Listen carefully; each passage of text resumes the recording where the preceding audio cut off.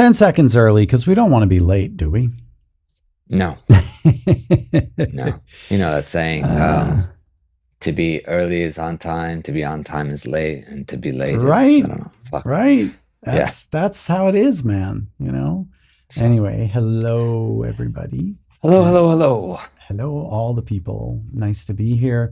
All the people. So, good afternoon, says Nick. Good afternoon. Nick must be on the East Coast. Oh yeah, Nick is in Jersey, I think. He's in Jersey. Hello, Nick. Hello, Spin. Hello, all. Spin. So we got to do full disclosure right off the top. Both Bobby and I have had pretty rough days, man. So there's a very big possibility we may end a little earlier tonight. So just to give you guys a heads up. Quick chat. Yeah, we're going to have a little fireside chat. And do we still want to talk synths, by the way? Or just talk? I mean, we can start. We can talk about synths. We can talk about whatever we want to talk about. Yeah, I mean, doesn't really matter. We can also talk about, continue the talking about music theory. The other thing we can, I don't know if tonight's the best night to do it, but one of the things going forward that we're going to start doing on the stream, Bobby and I talked about it, is we want to develop kind of like some content for our webpage. And so we're going to start maybe, just having little one-off 10-minute interviews, or tell me about how you made the butt bounce sound in Pac-Man World 2, or whatever, how do you approach just how important things like the butt bounce are, Right. Sure. So yeah, but tonight I think he and I are both brain fried, so maybe we don't attempt anything. Or Bobby's just starting his day. I'm ending it. So that's the good news, is that, he's starting the day. I'm ending it. It's 10 o'clock for you? Yeah. 10 o'clock. So he's out in La La Land, and I'm in Pasta Both Land. Mentally and physically. Both mentally and physically, yeah. Literally and figuratively. There it is. Not around. I'm in Pasta Land, and it's a good place to be. It is a good place to be. Italy's amazing, man. I gotta say. Who doesn't like pasta? Yeah. Well, pasta and pizza, man. Exactly. And like, if you think about pasta with ragu, which a ragu is, by the way, a thick beef and pork tomato sauce. Tomato sauce, spaghetti and tomato sauce, but thick with meat in it. Right. I mean, if you think about pasta with a nice sauce like that and some cheese on top. And then it's like they've perfected the whole bread, sauce, cheese combo, right? Like carb with a cheese, and like pizza and pasta. Like, what the hell? This is like, all the time we make pizza, and I just tell my wife, like, this is the greatest thing ever. You guys make pizza, yeah? Oh yeah. And she makes her own dough, yeah? She makes her own dough. Okay. We have the pizza oven. Sorry, I am being a little bit sexist, because I said she only, like you couldn't make your own dough. Listen, she makes the pie, and I'm the one who bakes them. You're okay. Well, that's a good division of labor, which is important in a relationship, Okay, well, she's the baker and chef and all that stuff. She's amazing at all that. This is where I'm going with this, man. Like, eventually you and your wife have to make your way out here. Like, it's all there is to it, right? Right. And the new place I'm going to be moving to, hopefully in the next 5 months, has a brick pizza oven. So you can do legit wood oven. You guys can make, and it'll be a whole new baking experience for you. And you'll have to accept a little bit of input from Valentina and I, because hopefully by then we'll have perfected the pizza oven. Right. She said, "Oh, no way. I don't want to use it. I'm never going to make a pizza there." And I'm like, "What?" She makes great pizza, by the way. So I was like, "All right, well then I'll learn, you make the pizza. I'll learn how to cook it in the wood oven." Look, everything about cooking with wood and fire. It's not that hard. I mean, it's all about, you just got to rotate it. That's it. The secret. And make sure that Yeah, it's literally temperature, the size of your flame versus the ambers. And so these are the three things you're always managing when cooking with wood.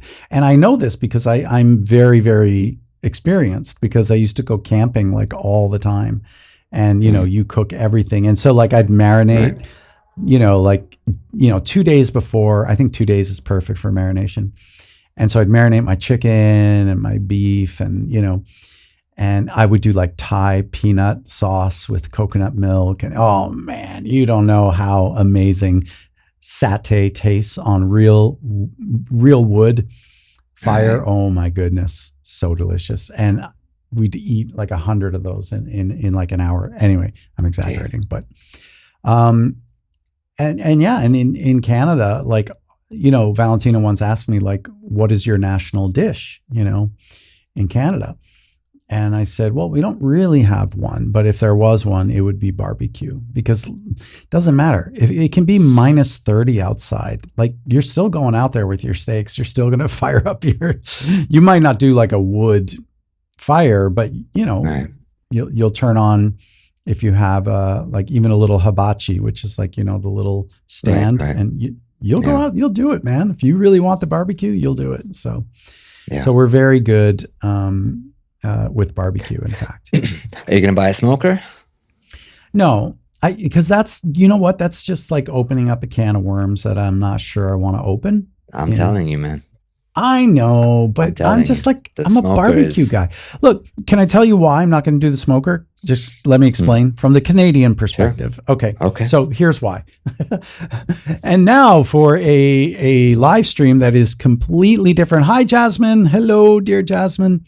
Here we go. The reason no smoker in Canada, right? When you go into the what the hell is it called? Ralph's Market, you guys, right? Okay, sure. Ralph's, so anyway, any big, whatever your big grocery chain is, right? If you go into your local grocery store, that's like a supermarket, let's say, you can buy any kind of barbecue sauce you want, right? Like hickory smoke flavor and, classic buffalo. And the wood chips. That's where I was going with this. So Albany, you can literally pick up, like, I want maple chips, or I want hickory chips, poplar or oak, or whatever chips you want. You can, there's usually like at least 4 or 5 different varieties. Yeah. And that's why I don't do the smoker, because what I do, again, like I always, it's always that ratio of flames to ambers. And then the more important thing, the smoke, like how do you smoke your, right? So what I like to do is barbecue and then get a nice smoky texture. And so very often what I might do, if I have a perfect like fire on one side, I'll smother the other side with my wood chips, right? And then get a nice smoke, that because the wind is, sort of exchanging, right? Yeah. So you can sort of go half and half, and eventually the wood chips will burn anyway. So, so there's nothing like that 1/4-inch smoke ring, though. I know. You get I know it's a thing, Bobby. I'm not discrediting that, but it's like at 56, am I going to change the way I barbecue? It's like, no, what I will do? I will do this. I will see what possibilities there are to turn a brick pizza oven into a smoker, because we have the pizza oven, right, which has a chimney. There's a chimney to it, right? And so, but we also have a separate barbecue, which is like a big open grill, and they're kind of connected to each other, right? So, so I will absolutely, that could be interesting. Yeah, I will entertain that possibility, because I don't think the problem with the smoker is that you have to there has to be like proper chambers, right, for the smoke to travel. And so, and if you don't have, from what I understand, but I promise, Bobby, I will look into it. And by the time you arrive in Italy, I'll be an expert at something. Sure. Anyway, so listen, I want to do something, because our really good friend of the channel, JT Ska, has made a piece of music. That's right. And I would like, are you there, JT? Because I'm going to share your music with the world right now. No, I mean, is he like right there? Because I know he's there, but is he still right there? So JT Ska, I know you didn't want me to listen to it before the stream, but I did. But nobody else has heard it but me. And what did he do? If you guys remember our big conversation about what is a beat? If you guys remember that, I think it was Right. three weeks ago. And thank you, Jasmine. Anyway, so JT, I'll hold off here if you're not there. I think he might not be in front of the keyboard. So, okay, well, regardless, let's do the world premiere of this track, and then we're going to timestamp. Where are we? 15 minutes. Yeah. Okay. Exactly 15. Oh no. Well, 10 actually, because not count. He says well, 1 minute. If you're on the actual Twitch, it's 15 minutes. Yeah. So JT says give him 1 minute. 1 minute. We can do that, JT. We're going to give him 1 minute. We can. I will explain to you guys what we got here. Or maybe not. Maybe not. Maybe we just Maybe play just it. right. We just play it and then, well, anyway, you're gonna know in 2 seconds anyway. He has made a sort of rock steady ska version of Pac-Man World 2. Wow. And Okay. so he made a beat. Let me know when you're ready, JT. And he made a beat, and I'm gonna play it for everybody tonight. So Great. are you there? JT, can we proceed? And it got me thinking about, okay, let's go. We're doing this. Excellent. All right, guys. So here we go. This is a beat regarding Pac-Man World 2 from our very good friend of the channel, Mr. JT Ska. JT Ska. Here we go. It's Friday. Take off your shoes and dance. Here we go. And Pac-Man World 2. That's A plus, JT. A plus. A A plus. podcast for you. It's a beat. It's a beat. It's a beat. It's a beat. That's great. And only JT and I know what is meant by that. Fantastic. He sampled the conversation. Yeah. And he uses the pack pipes. He uses the pack pipes. That's fantastic. Oh, the dominant 7 add 9. Beautiful. JT, you've outdone yourself, sir. We Fantastic. salute you. We salute you. Let's, oh, wait, I got to switch cameras just to do this. Big orb love coming right at you. Pack orb love right there. I don't want to do too many because, you know, we might get banned or something like for spamming the channel, even though it's our channel. All right. But nonetheless, thank you. That was very, very wonderful and unexpected and great. Very cool. Only Very cool. JT and I understand what is a beat. He sampled that line. Fantastic. Oh, man. Great job. Yeah. Bravo. So there it is, guys. The world premiere of the awesome JT Ska. I love where this stream is going. Hey, well, you know, we're happy. So yeah, Right. but you know what, guys? I mean, this is sort of the whole point of building a community, like what we're doing, right? Is that, Yeah. you know, right? It can inspire people to do stuff, to make music, and you know, if you're not on the Discord channel, you should definitely stop by.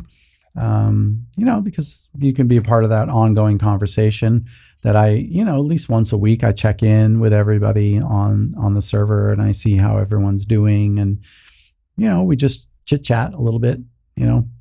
So thank you, JT. That is really amazing what you did. Truly wonderful. Really. And Yeah. really, really lovely. And but it got me thinking about, all right, if Logan did a ska version of Pac-Man World 2, what would that sound like? And the reason, you see, and by the way, this is the whole point of having a creative community of people like us, because one can inspire. So in business, there's this concept called productive tension, what is productive tension? Productive tension is basically when a boss will take two people in the same position and will say to them both, well, whoever has the most sales at the end of the month will get the promotion. Well, what that does is it creates tension amongst the workers, but they each work unbelievably hard to outdo each other. And guess what? This also exists in the world of the arts. So when I was at this company in LA, and I was the other composer on the team was Bill Brown, right? This is how I got to know Bill Brown in the first place, right? And so we were both bidding on Activision's Pitfall 3D. And we both knew that we were bidding against each other. And they were going to submit both of our demos to Activision and let Activision choose. Well, oh man. We all know how that story turned out, don't we? We do. I buried him because why? I'm a drummer, right? Like you can't touch my rhythm or my sense of rhythm, right? So it's not that I'm a better composer or a better person or better anything than Bill. Maybe a better Was that drummer. in the brief? Huh? Was that in the brief? Did they say like no? I went on Instagram. There was no brief really. There was no brief. It was mostly like we're curious to see, what you guys would do with it. We've already there was something like already 5 other people who bid, and they said we're not happy with anything. Right. We're just curious to know. And then they said Logan just nailed it. He absolutely, it's perfect. And that became the basis of everything I did for that game. And they loved it. So yeah, it's not that I'm better. And this is what a lot of people don't understand. It's not that one person is better than another, or that I'm smarter, or that I'm more talented than Bill, because I'm certainly not. Bill is a monster talent. He's amazing. It's just that I'm a drummer. I actually studied Ghanaian High Life, which is like a music festival in Ghana. And, my friend who is from Ghana taught me these legit rhythms. I studied, with Ed Uribe at Berkeley, legit Afro-Cuban and Brazilian drumming. And so I had all these world drumming things that I understood really, really well and studied and could play legit. Need I say more? Dal bongos, right? Dal bongos, Dal samba, right? Okay. Point taken. Anyway, but productive tension is a thing. And so JT Ska has now done productive tension with me without realizing it. He made a David Logan music channel theme song for me. Again, he's a great friend of the channel. He's an awesome guy, wonderful soul, and just a super talent. He's so, and what a voice, like creamy, buttery, smooth voice. Yeah. So, and you know what? I was thinking as we were listening, the thing that I love the most about him as a person and about his music. Wait, I got to switch cameras to do this because it doesn't work any other way. He's 100. It's all authentic. It's real. Right. He's not trying to be. He's not pretending to be. He and I both grew up with Jamaican ska and second wave British ska. We grew up with that, So it's in our blood. It's in our bones. It's in our DNA. Is that right? Have I got that right, JT? I think I got it right. Anyway, so he created productive tension with me because I had already started a David Logan music theme song, but then I kind of sat on it. I didn't really do anything with it. And, and then he made this amazing David Logan, right? It was amazing. Right. That was great. The Friday But it created productive tension because I'm like, well, how can I let this stand? Somebody else writing the theme song for my channel? Like I had been planning that all along, but I also didn't want to I handled it authentically, right? I used that theme song for a very long time on the channel, but it was always my intention to eventually replace it with my own, which I eventually did. And it was a worthy contender. Mine is pretty good. It's a pretty good track too. So he's doing it again. Because now he's got me having the conversation in my head. How would I do Pac-Man World 2 as British second wave ska, like the Specials or the Beat, right? or the Selector, which you played with the Selector, didn't you, at some point? Or you had something to do with the Selector, who's an incredible Rhoda Dakar. No, not Rhoda Dakar. What the hell's her name? I think Rhoda Dakar was the Selectors, or the Body Snatchers. Forgot the name. Rhonda something, is it? Oh gosh, now I got to Google this because it's bothering me.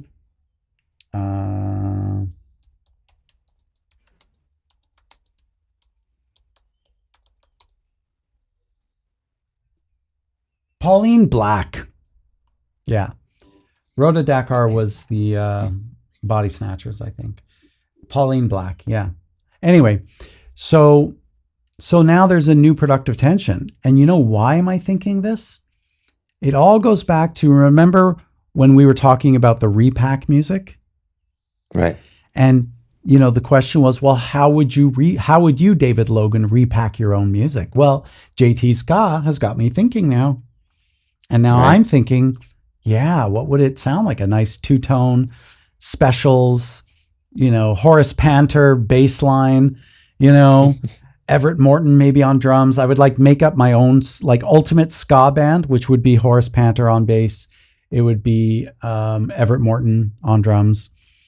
It would definitely be Andy Cox on rhythm guitar. Rico Brown or Rico Rodriguez, I believe, the trombone player who played on Ghost Town, I believe. Yeah. So he would be leading my horn section. And Rico, I forgot his name. It doesn't really matter anyway. Is that your dream band then? My dream ska band. Yeah. Your dream ska band. Yeah. Okay. Would that be your dream band? Like if I could have any band, play Let's my say songs? You can, yeah. Would you? No, definitely not. Is that good enough for no? Okay. No. If I could invent my own band and have any player from any time in history, even dead ones. Right. You have a time machine and you're and very I can happy just assemble it all. Kidnapping people. Right. Yeah. Well, I honestly, it's very difficult to answer that question, but how many people would you be happy with? What's the minimum number you'd be if I have 4 people, I can make it work, or 5 or 6. I need these instruments. Believe it or not, everybody is going to hate what I'm about to say, and I really don't give a fuck because you're all wrong. As drummer, because you'll be shocked. That's a way to start. You're gonna you're gonna think he's gonna John Bonham for sure, Neil Peart. No, Ringo Starr, the Beatles drummer. Okay. He was the most musical drummer. Understated. He did his job. He kept rhythm, and he made some of the most iconic. Think about In My Life. Scott, those nice little tasty hi-hat things he was doing. Ticket to Ride. Doom, taka, doom, ba, bo, boom, taka, to, ba, pow, boom. What an unbelievable rhythm. I mean, that's one of the coolest beats ever. Come Together. What do you want, man? The guy's a genius. And he is the most criminally underrated drummer in the history of playing the instrument. Because he did his job. He understood his job. He did his job well. He hated being flashy. He hated soloing. He didn't want to solo. Just wasn't his thing. What do you think of drum solos? That's one of the questions I wanted to ask you in our drum time. Right. We didn't. Yeah, sure. So, I mean, look, I have a great history of making crazy drum solos in my day. It was sort of like every single rock band, there was always that Moby Dick, right? Those who don't know what I'm talking about, Led Zeppelin song Moby Dick. Right? And then it has this monster drum solo. And then, of course, Kiss copied the idea. Every rock band copied this idea of the big, iconic, and Rush was doing, everybody was doing this big drum solo thing. Look, rock and roll music, whether you like this or not, this is not a look. We're not going to discredit, bands like Heart, Nancy Wilson, and who were women who fucking rocked. Joan Jett rocked. Blondie fucking rocked. Well, Deborah Harry in particular. Like, we have so many iconic people, and Rush has a female drummer now. They're going back on tour. They have this German monster player. And, Okay. so I'm not saying women cannot rock, but let's face it, rock and roll has been mainly dominated by men. Okay. The music industry, everything. So, Well, everything has been mainly and dominated unfairly, by men. unfairly. Mostly, yeah. But the point is that rock is very egotistical. I think was it Brian Eno or David Bowie was talking about it, that nobody makes pop music because they want to be an artist. People make pop music because they want to get the girls and get rich and drive flashy cars. Artists, and he's referring to himself. It was Bowie referring to himself, or David Byrne, Talking Heads. They're not in it for the money, and they're not in it for the girls. Right? Is that true for the drummers too? Okay, well, let's the go drummers there. Aren't exactly getting the girls, right? I saw a meme I've been meaning to share with you. It's like what I thought life would be as a drummer, and it was like girls and partying and this and that, and then my actual life was just like all like 16th and 8th notes practice. Well, one of my favorite memes of all time is what everybody thinks. And they show a picture of a shakers. People think it's a bongo. They show a picture of a djembe. People think it's a bongo. They show pictures of congas. Everybody calls it a bongo. And then they show like a cowbell, and everybody thinks, finally that's a bongo, right? Or I think I did the joke wrong, but anyway, whatever. Everybody calls every percussion instrument a bongo. Right. And then, when you see the bongos finally at the end, everybody calls it a cowbell or something, Another favorite drummer meme was, showing the old 1950s sexist kind of cartoon, the mother stirring the pot and, the bubble of her saying to the son, "What do you want to be when you grow up, honey?" And the son replies, "I want to be a drummer." And then in the next part, it says, "Well, you have to pick one, dear."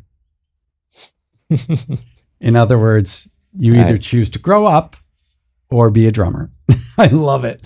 So look, I can guarantee you when Ringo Starr joined the Beatles and started making music, he wasn't doing it to get rich or to get girls, because he is like an artist, legit artist drummer, for sure.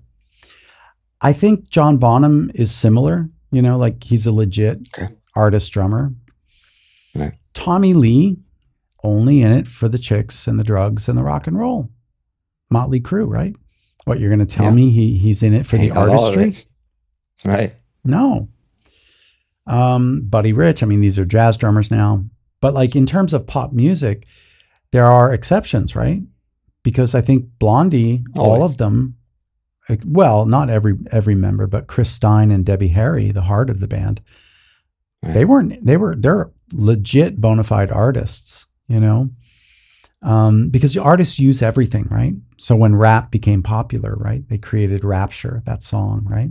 And Deborah Harry was the first white rapper and first female rapper ever, right? So, the Avengers of David Logan. I'm sorry, guys. I'm going to catch up on the chat in one moment. But as far as that goes, like, well, we still didn't answer the other question, but I guess as far as drummers go,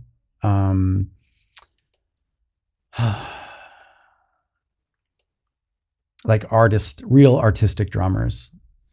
Well, there was this Canadian artist, her name was Jane Siberry, I believe, and she hated cymbals.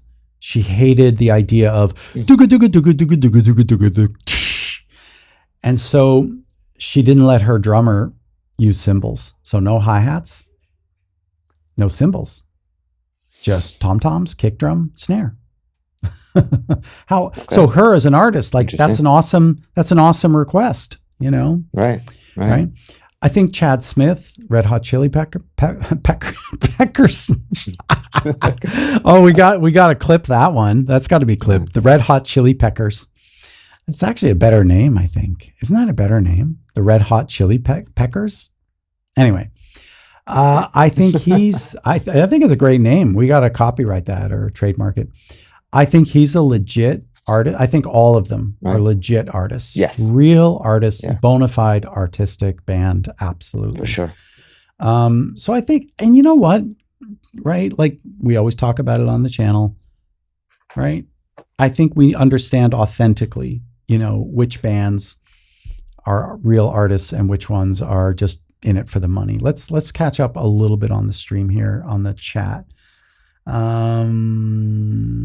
Okay, won't be able to stick around. No problem, FP. Thank you for coming. Neil Davies was the writer. Okay, didn't know that. By the way, you like the facial? Oh, okay. Bobby and I have a little bit of growth. Okay, glad you like it. Rodriguez. Okay, so I was right with the Rodriguez. Okay, that's good. The Avengers of David Logan. What was that in reference to, Nick? I didn't get Going back in time and picking your dream team. Oh, right. Which I didn't fully answer. Okay, you know, it's true. I've been constantly thinking about how you describe pop music as AI. It's AI music, but human-made, safe, marketable, not risky. Most generic lyrics about love and romance. Okay. Used AI in the vocals too. Yeah, look, there is nothing wrong with using AI to make music. It's just that the problem only comes when you are using it as a complete creative solution. Like it's coming up with the chords and your melodies, and like that's just, you're just kind of a douche at that point, you know? Sorry, but it's true. Yeah, so I think of people who use like samples like that also. That if you only use samples and you don't, you know, you take a drum beat, you take a bass line and you take something and you just put that out there, you got to put some effort into it. I have two words, Paul's Boutique. Do you know it? Paul's Boutique. No. So this is considered the Sgt. Pepper's Lonely Hearts Club Band of hip hop. Okay. It's considered. I'm not talking about hip hop.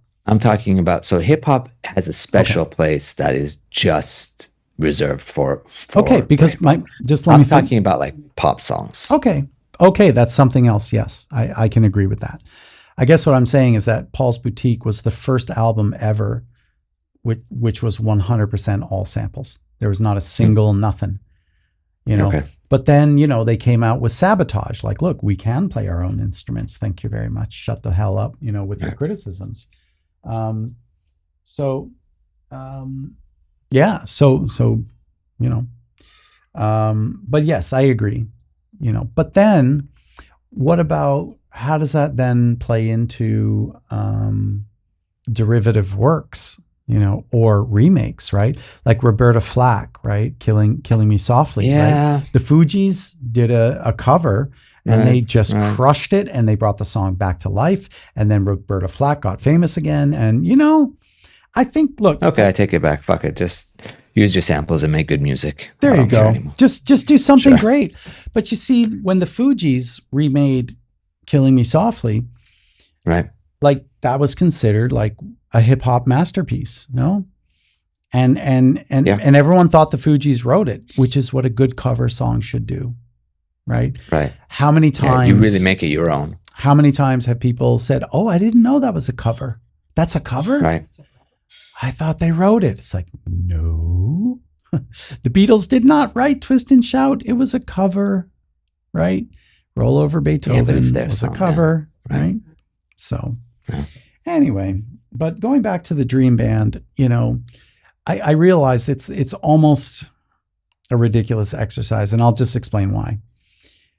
Think about my solo album, right? Play With My Heart. Think about the diversity of the music, right? Right. Ringo Starr would be absolutely the worst drummer for the first song, which is Wine and Song, right? Right. The worst drummer you could ever hire, right? Where and also on Dance with Me, he wouldn't be able to play Dance with Me. I very much doubt he could play that. So this is why it's almost a pointless exercise. But if you ask so is the question, if you had $1 billion, what would you do with it? But sometimes it's fun to, Yeah, you're right. Oh gosh, if I had $1 billion, what would I do with it? I'd feed the homeless, man. Like, for real. Like, I would literally go into the streets and I would feed people. And once I sort of stopped with my basic, like empath, filling my own hole inside of me by helping other people, right? Because it feels good, right? It's a little bit narcissistic almost, but you're doing a good deed, so we get a pass, no? I think it's part of our evolutionary basis to help others feel good, because it keeps all of us alive. Yeah. A band is a family. Discuss. Yes, we will. Right. I'll talk about that after. In fact, it's a very good point, JT. Very good point. So, okay. So after I sort of, did that, I've always thought about this question. What would I do? If all of a sudden I had $1 billion? And the answer is very clear to me. I would set up a record label with a studio, and I would create not a dream, $80 million studio. No, that would be a waste of money. I would create a very, let's say, lean but muscular recording studio, maybe 32 or maximum 48 channel analog console, reel-to-reel tape machine for those that want to use it, but capable, very capable Pro Tools rig with, maxed out Mac Studio, 512 gigabyte RAM, that kind of thing. So really powerful computer loaded with all the plugins.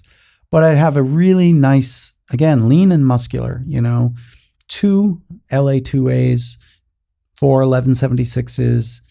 I love the distressor, so I'd probably have 4 or 8 distressors. Probably 2 H9000s. I get a 480L because I always wanted one, the Lexicon reverb. Right. Have a whole rack of PCM 80s. Some really nice UAD gear. So I'd have a very nice set of outboard hardware stuff, but nothing too crazy. Like, I wouldn't put in a, 96 channel custom Neve console or custom Focus. I wouldn't do that. What I would do with all the money, this is the second part, and this is partly related to JT's question he wants us to discuss. What I would do is I'd take the bulk of the money. So I would spend, let's say, $250,000 on a studio. Really, that'd be nice. It's a $250K. It's not like egregious, right? It's it can make a really nice studio. But I take that $1 billion and I would hire my friends. Everybody would go on a payroll. Everybody would get a salary. And the mission would be clear. Find young, authentic bands or singer-songwriters or duos or power trios, whatever it is. Find them. Make sure they meet the following criteria. Number 1, they're authentic. Number 2, they're not in it to become pop stars. I once had a singer came to see me in Los Angeles when I had my studio out there. Female singer, 22 years old, really pretty, really nice, everything, And she got my number from a mutual contact, and she said, I heard you're a producer, and I've heard some of your tracks. I really, really want to work with you. And I said, oh, okay. I said, what's your main goal in terms of working with a producer? And she's like, well, I want to be like a star. I want to, become famous. And I was just like, oh, okay. That's totally fine. And that's great. But I would not be the right producer for you, right? Because I can't, as a joke, I made that pop hit, that Britney Spears hit, but that was like as a joke and a challenge. No. And It was a great song. So it's not that I can't do it. So I don't want to work with somebody that wants to be famous. That's the wrong reasons, right? So I'd hire all my friends to find the most legit artists, and I would create a creative collective that would be extremely elite and difficult to get in. But we would develop and create the greatest fucking artists the world has ever seen. That's what I would do. I would bring quality back to music. And I don't know why we are where we are. I don't know why we have what we have now. I mean, look, Pharrell Williams, for example, right? One of the greatest producers ever, But isn't he kind of derivative? Doesn't he just? Yeah, I was gonna say. Isn't he just like sort of Pharrell's music writing based on Marvin Gaye and based on even Bruno Mars, right? Like, what is he? Silk Sonic? Like, that's just taking all the great '70s R&B soul music, and they're just fucking putting it in the sausage grinder, right? And then they're just making sausage on the other end, man. Like, and I'm not. Yeah, music today. I hear it, and I'm like, if you told me this song came out 10 years ago, 20 years ago, 30 years ago, or 50. Yeah. I'm not denying I think that Bruno Mars is a generational talent. Like, I'm not. Sure. Right? Like, I'm not removing any of that. Right. But is he really like rewriting the book the way the Beatles rewrote the book? I would argue Trent Reznor rewrote the book. Yeah. Elvis Costello rewrote the book. Right? Like, these people changed music forever. So Bob Marley. I think about this often.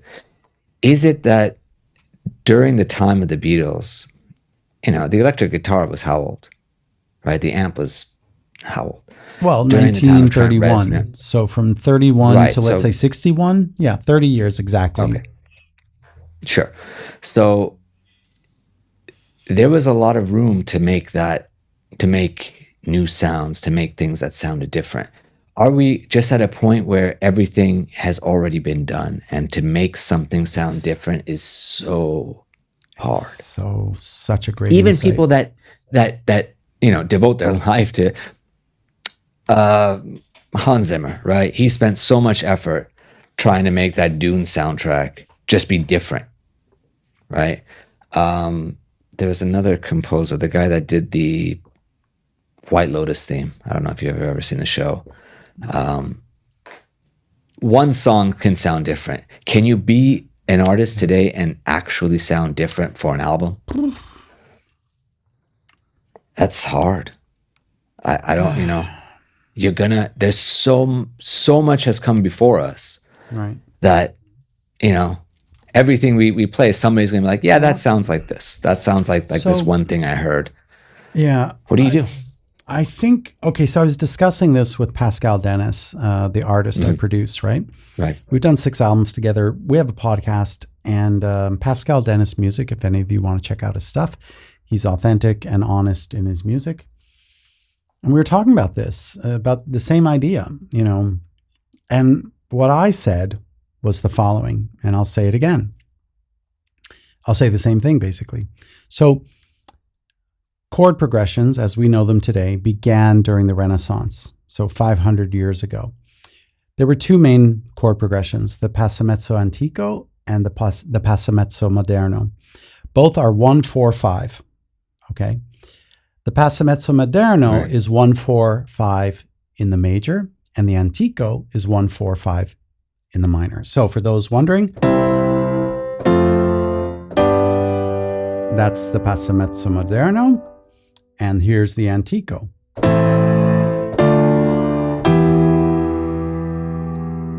Antico, you've got reggae.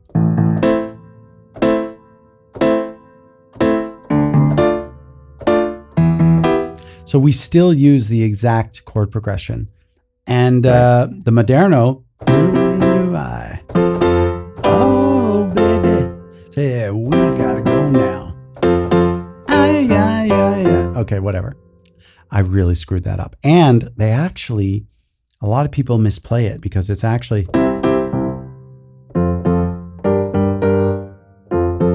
they actually do a 5 minor once in a while. So genius. Anyway, so here's the point. We don't play, the dance suite as we know it was developed in the Renaissance. You know, the gigue and the ballade and these forms, the allemande and all the dance suite was developed. And then that, you know, went all the way through Bach. You know, there are dance suites from Bach. But if you want to go clubbing on Friday night, you're not going to dance to the Passamezzo Moderno. You might do it on not without knowing it, but actually Renaissance lutes and harpsichords, that's not going to cut it in a club. So what I believe is that history has a way of, you know, removing and stripping away what does not work and leaving in what does work. Right? And so I think that's still true. So I believe that, I think that the problem with music over the last 30 years is that the focus has been on being original and not on being great. You have to understand, the reason classical music sounds similar, the reason why when you study music history, you have to, by ear, be able to differentiate between Italian Baroque, French Baroque, English Baroque, and German Baroque. The 4 national styles.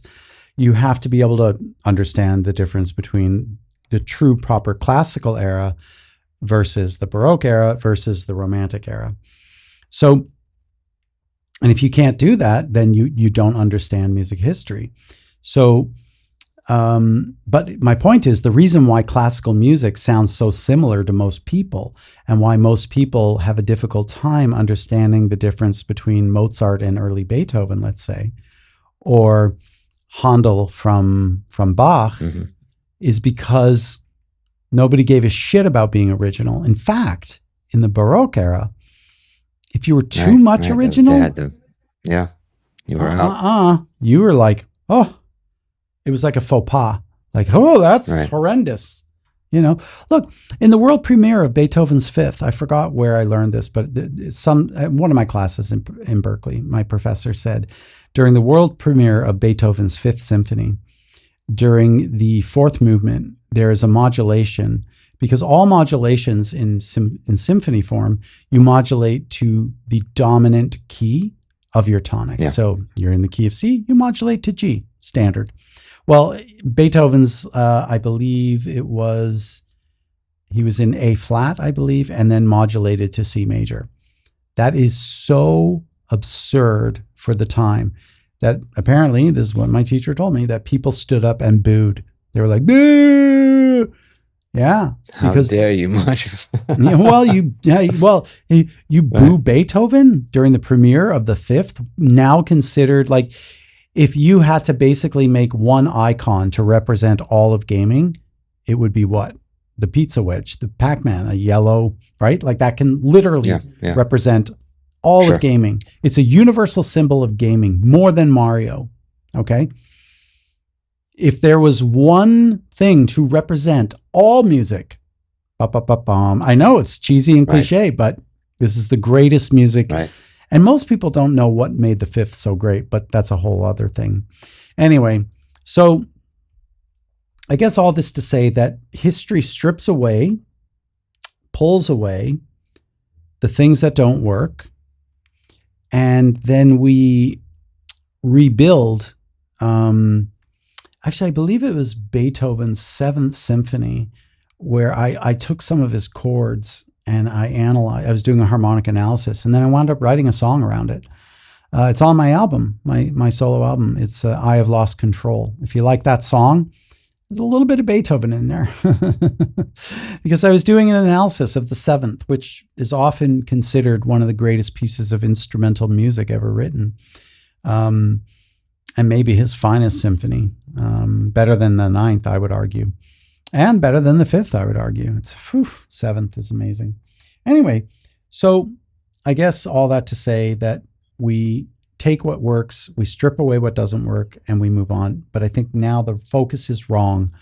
The focus is like, oh, dude, I was at this concert and like the lead singer like drove a tractor over 100 chickens and they recorded it and all the chickens were screaming. It was so cool. Like, but how was the music? Right. So like the focus, poor chickens. The focus is now on being original. It's not on, being great. I wrote Pac-Man World 2 music, right? I didn't like sit down and consciously think I'm going to write a piece of music that's going to last for the next 25 years of my life and be remembered 25. Right. I sat down and I used quality and compositional technique. I made it simple, like lean and muscular, like really durable melodies that are going to be, repeatable and singable and hummable because that's what the client wanted. But I didn't, sort of like, oh, how can I make this original? No, I just did what I thought was correct for the project. And my album, Play With My Heart, those are just my pure, honest, authentic songs. That's it. Right. Anyway, we're going to have to start winding it down now because I think it's that time. I'm just destroyed, man. I'm so sorry. But let's see. I pled guilty to worrying too much about being original. We all do. Python, we all do. I do. We all do. It's not a problem, which cost me my motivation lately, especially. Well, I hope you get it back. Eventually reaching the point of CGI to look realistic. Even Pixar themselves made nothing special anymore. Blend in, blah, blah, blah. Then what happened? Into the Spider-Verse reinvents the wheel. Well, and it happens, right? It does happen, right? Python, you didn't miss the synth discussion. We didn't get to it. Oh, today. yeah, we didn't. Sorry, guys. I'm going to change the title and the. We also didn't really get into the band as a family idea. But if you remind me next week, JT, we can next time. Yeah, we can get into that next time. And somebody said something about Trent Reznor did reinvent the wheel, but not in a good way, or something like that. Okay, I guess like I can respect but I can't agree with your position on that because I really think the guy's a legit artist, and I don't think he did it for the money or fame or anything, I really don't. I have such respect for him, like you don't know. But anyway, look, you know who else completely reinvented music as we know it? Fucking Michael Jackson proper. Let's give him the respect he deserves. Legit reinvented it all, man. He didn't play a single instrument, but he was there in the studio. So I want the horns. I want to like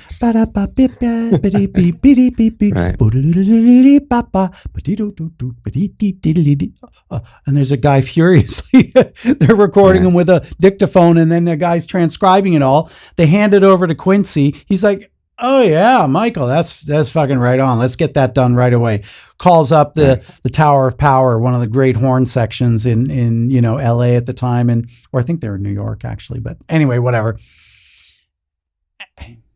Legit genius. I don't care what anyone else has to say. As Dave Chappelle said, he wrote Thriller. One of the funniest but most painful comedy sketches to watch. Dave Chappelle, oh my God. You know what? Our discussion about separate the art from the artist. Yeah.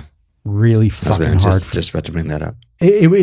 But you don't know how hard it is for me to do sometimes. Like, admittedly, I laughed at some of these jokes, but then there's this other side of me that's just like, oh, dude, fuck, man. That's kind of not funny, actually. Because poor Michael, I don't know.